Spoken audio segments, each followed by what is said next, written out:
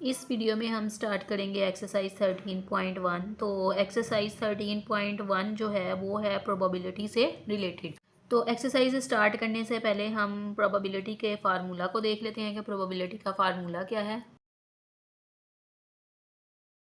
यहाँ पर बुक के पेज नंबर 243 पे हमें प्रोबेबिलिटी की डेफिनेशन और इसका फार्मूला दिया गया है। तो इसकी डेफिनेशन क्या है? Probability is the chance of occurrence of a particular event. तो प्रोबेबिलिटी क्या होती है कि किसी भी ख़ास इवेंट के ना अकर होने का चांस होता है। तो अब देखें इसका फार्मूला क्या है। Probability is equal to number of favourable outcomes over total number of possible outcomes. यानी कि कोई भी इवेंट है उसके वाक़या होने के कितने चांसेस है उसको हम लोग प्रोबेबिलिटी के ज़रिए फाइंड आउट करते हैं। तो इसको शॉर्ट टर्म में किस तरह रिप्रेजेंट करते हैं? पी ए, यहाँ पर ये इवेंट है हमारे पास ए, तो ये इसकी प्रोबेबिलिटी को रिप्रेजेंट कर रहा है। तो ऊपर हमारे पास एन है, ये नंबर ऑफ़ फेवरेबल आउटकम्स को रिप्रेजेंट कर रहा है, और नीचे एन एस है, ये नंबर ऑफ़ पॉसिबल आउटकम्स को रिप्रेजेंट करता है। तो एक्सरसाइज का क्वेश्चन नंबर 1 क्या है? Arshad rolls a die with sides labelled L M N O P U. What is the probability that the die lands on consonant. अब यहाँ पे वर्ड कांस्टेंट है, ठीक है। तो अब इसमें क्या है कि जो अरशद है ना वो एक डाई को रोल करता है, तो उसके ना जो 6 साइड्स हैं उन पे ये वर्ड्स लिखे हुए हैं जैसे कि L M N O P U. अब उन्होंने प्रोबेबिलिटी पूछी है किस चीज़ की कि कॉन्स्टेंट वर्ड के आने की प्रोबेबिलिटी क्या है। तो यहाँ पर क्वेश्चन में हम लोग देखते हैं कि जो हमारे पास ये फर्स्ट लाइन होती है ना, जैसे अब हम ये गिवन चीज़ है L M N O P, यहाँ तक हमारे पास क्या होता है? Sample space. फिर जहाँ से वर्ड स्टार्ट हो जाता है ना व्हाट इज़ प्रोबेबिलिटी, तो वो वाली जो लाइन होती है ना, यानी कि जिसमें हमने what is the probability that the die lands on consonant, यानी कि कांस्टेंट नंबर की हमने प्रोबेबिलिटी फाइंड आउट करनी है। तो ये हमारे पास क्या होता है? Favourable outcomes. तो इन चीज़ इस लाइन में जो होती है ना चीज़ हमने फाइंड आउट करनी प्रोबेबिलिटी जिसकी, वो हमारे पास होते हैं फेवरेबल आउटकम्स, और जो ये हमारे पास होते हैं ये हमारे पास क्या होती है? Sample space. अब मैं सैम्पल स्पेस को एक सेट की शक्ल में लिख रही हूँ, L M N O P and U. इस सेट में अब हमें पता चल रहा है कि हमारे पास कितने एलिमेंट्स हैं, जैसे कि 1 2 3 4 5 6। इसका मतलब क्या है कि हमारे पास नंबर ऑफ सैम्पल स्पेस जो है वो कितनी आई है? वो हमारे पास है। अब हमने जिसकी प्रोबेबिलिटी फाइंड आउट करनी है, यानी कि जो हमारे पास इवेंट है नंबर ऑफ फेवरेबल आउटकम्स, यानी कि एन ए जो है वो हमारे पास कौन सा होना चाहिए? उसमें हमारे पास कांस्टेंट नंबर्स होने चाहिए। तो अब यहाँ पर हमें पता है कि इनमें कांस्टेंट नंबर कौन सी हैं? एल एम एन और पी। तो यहाँ पर हम उसका सेट लिख लेते हैं, एल एम एन और पी। तो अब इसको जब हम इनके नंबर्स लिखेंगे तो ये हमारे पास कितने आ गए? 1 2 3 4। अब इसकी प्रोबेबिलिटी कैसे फाइंड आउट करेंगे? आप प्रोबेबिलिटी का फार्मूला लगाएं। हमारे पास क्या है? N A over N S. तो यहाँ पर हमारे पास एन ए क्या आ गया है? 4, और एन एस हमारे पास क्या है? 6। अब इसकी कटिंग कर दें 2 के टेबल से। 2 2 ज़ा 4, 2 3 ज़ा 6। तो ये हमारे पास क्या आ गई है? प्रोबेबिलिटी किसकी? कॉन्स्टेंट नंबर्स की। अब चलते हैं नेक्स्ट क्वेश्चन की तरफ। तो नेक्स्ट क्वेश्चन क्या है हमारे पास? Shazia throws a pair of fair die.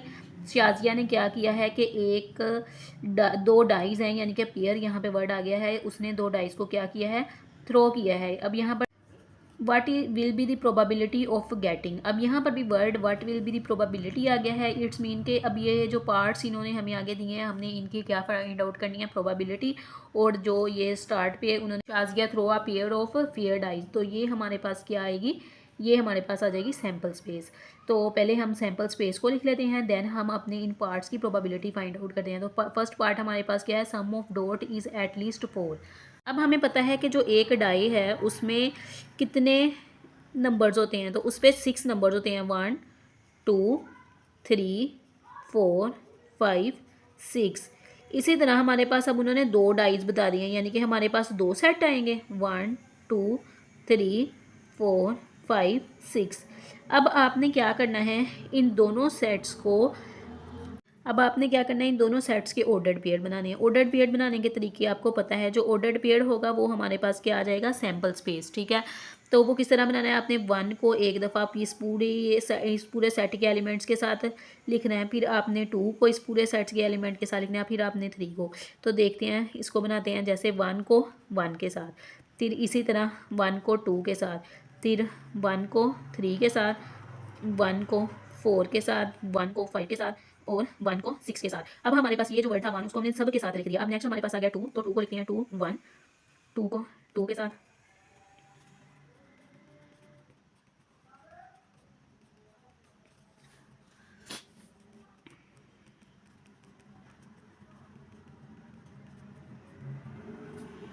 अब मैंने इन दोनों सेट्स के एलिमेंट्स को ऑर्डर्ड पेयर्ड की शक्ल में लिख दिया है। अब हम काउंट कर लेते हैं कि हमारे पास नंबर ऑफ़ सैम्पल स्पेस कितनी है। तो इन सबको काउंट करें 1 2 3 4 5 6, ये टोटल हमारे पास 36 बनेंगे। यानी कि जो हमारे पास नंबर ऑफ़ सैम्पल स्पेस हैं वो हमारे पास क्या आएगा 36। अब इसी के इसको ही यूज़ करते हुए सैम्पल स्पेस को हम आगे अपनी जितनी भी पार्ट्स हैं उनकी प्रोबेबिलिटी फाइंड आउट करते हैं। अब पार्ट नंबर 1 जो है वो क्या है, सम ऑफ डॉट इज़ एटलीस्ट 4। अब यहाँ पर डॉट का वर्ड यूज़ हुआ है तो आप लोग इस चीज़ पे कंफ्यूज हो रहे होंगे कि यहाँ पर डॉट कैसे आए। तो जो ये लूडो के दाने होते हैं यानी कि जो डाई होती है, इस पे हमारे पास जो नंबर्स मेंशन होते हैं वो डॉट्स की शक्ल में ही मेंशन होते हैं।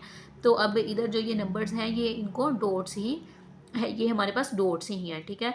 तो अब क्वेश्चन में क्या है कि सम ऑफ डॉट्स, यानी कि अगर हम इन दोनों का सम लें तो वो हमारे पास 4 से ज़्यादा आना चाहिए। यानी कि कम से कम जो होना चाहिए हमारे पास नंबर वो 4 होना चाहिए, बाकी उससे बड़े होने चाहिए।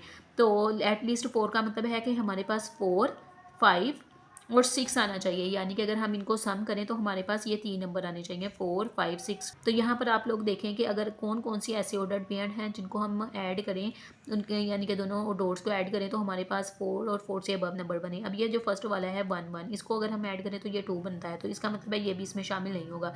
फिर 1 + 2 ये 3 बनेगा, ये भी इसमें शामिल नहीं होगा। फिर उसके बाद है 1 + 3 ये 4 के इक्वल होगा, ये इसमें ऐड होगा। फिर नेक्स्ट हमारे पास क्या है 1 + 4 ये 5 बन जाएगा, ये भी इसमें ऐड होगा। 1 + 5 ये 6 बन जाएगा, ये भी इसमें ऐड होगा। फिर 1 + 6 ये भी इसमें ऐड होगा। फिर यहाँ पर एक तीसरा नंबर है जो कि क्या है 2 और 1, अगर इन दोनों को हम ऐड करें तो ये 3 बनेगा, तो ये भी इसमें शामिल नहीं होगा। यानी कि ये 3 नंबर्स ऐसे हैं जो इसमें शामिल नहीं हो सकते। बाकी सारे नंबर ऐसे हैं कि उनको हम ऐड करें, अगर उन दोनों डॉट्स को ऐड करें तो वो हमारे पास 4 और 4 से अब वैल्यूज़ बन रही हैं। तो अगर हम इन 3 को निकाल दें इसमें से तो पीछे हमारे पास यानी कि जो फेवरेबल आउटकम्स बचते हैं वो कितने बच रहे हैं, वो हमारे पास बच रहे हैं 33। तो इसका मतलब क्या है कि हमारे पास जो NA है वो क्या आ रहा है 33। और इसी तरह हमारे पास NS तो आप सबको पता ही है वो हमारे पास क्या है 36। अब इसकी प्रोबेबिलिटी अगर हमने निकालनी हो तो इसकी प्रोबेबिलिटी कैसे निकलेगी, NA/NS। तो यहाँ पर NA हमारे पास 33 था और NS क्या है 36। अब ये दोनों 3 के टेबल पे कैंसिल हो रहे हैं, 3 1 ज़ा 3 1 ज़ा 3 1 ज़ा 3 2 ज़ा 11/12 इसकी क्या आ गई, प्रोबेबिलिटी आ गई है। सेकंड क्वेश्चन, तो सेकंड क्वेश्चन क्या है, product of both dot is between 5 to 10। यानी कि अगर हम इन दोनों डॉट्स का प्रोडक्ट लें तो वो 5 to 10 के दरमियान में आना चाहिए। जो बुक पे है ना, बुक के पीछे जो आंसर है वो है बिटवीन के बगैर। यानी कि बिटवीन के बगैर इसका मतलब ये होगा कि 5 से लेके 10 तक सारे नंबर आएंगे। लेकिन अगर हम बिटवीन के साथ करें तो हमारे पास नंबर आएंगे 5 और 10 के दरमियान, यानी कि 6 7 8 और 9, ये हमारे पास नंबर आएंगे। चलें तो देखते हैं इनमें से कौन से ऐसे नंबर्स हैं कि जिनका हम प्रोडक्ट लें तो वो 5 और 10 के दरमियान। ये मैंने उन डॉट्स का सेट ले लिया है कि अगर आप इनको मल्टीप्लाई करवाओ यानी कि इनका प्रोडक्ट करो तो वो 5 से 10 के दरमियान जो नंबर आ रहे हैं वो आए, यानी कि 6 7 8 और 9। तो देखें अगर 1 को 6 से मल्टीप्लाई करवाएं 6 आ रहा है, 2 को 3 से मल्टीप्लाई करवाएं तो 6 आ रहा है, 2 को 4 से 8 आ रहा है, 3 को 2 से मल्टीप्लाई करवाएं तो 6 आ रहा है, 3 को 3 से मल्टीप्लाई करवाएं 9 आ रहा है, 4 को 2 से 8 आ रहा है और 6 को 1 से मल्टीप्लाई करवाएं तो 6 आ रहा है। यानी कि इन नंबर्स के दरमियान ही ये वैल्यूज़ आ रही हैं, ठीक है। तो इसका मतलब है कि यहाँ पर जो हमारे पास ये इवेंट है, ठीक है। तो यानी कि हमारे पास जो नंबर ऑफ फेवरेबल आउटकम्स हैं वो क्या आए हैं 1 2 3 4 5 6 7। तो वो है हमारे पास 7 और हमें पता है जो हमारे पास पॉसिबल आउटकम्स हैं यानी कि NS वो हमारे पास कितने हैं 36। तो इसकी प्रोबेबिलिटी क्या होगी हमारे पास, तो इसकी प्रोबेबिलिटी होगी 7/36। तो अब आपके पास जो बुक पे आंसर है ना वो आंसर है बिटवीन के बगैर वाला। यानी कि अगर आप बिटवीन के बगैर नंबर्स को लें ना तो अगर हम बिटवीन को हटा दें तो हमारे पास नंबर आएंगे 5 6 7 8 9 10, यानी कि इसमें 5 और 10 वाला नंबर भी ऐड हो जाएगा। अब हम इसके अकॉर्डिंग भी क्वेश्चन को करके देख लेते हैं। तो इसके अकॉर्डिंग जब मैंने क्वेश्चन को किया तो इसमें हमारे पास जो हमारे पास फेवरेबल आउटकम्स बन रहे हैं ना, वो आ रहे हैं 11, यानी कि 1 2 3 4 5 6 7 8 9 10 11।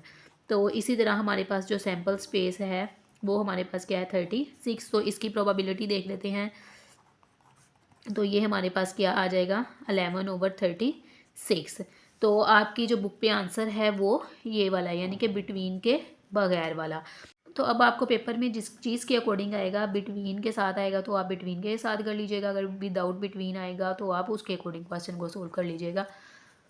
अब हमारे पास जो तीसरा पार्ट है वो क्या है, difference between both dot is equal to 4, यानी कि अब हमने इसमें से वो वाले ऑर्डर पेयर्स लेने हैं कि हम इनको डिफरेंस करें, यानी कि एक को दूसरे में से माइनस करें तो हमारे पास आंसर 4 आना चाहिए।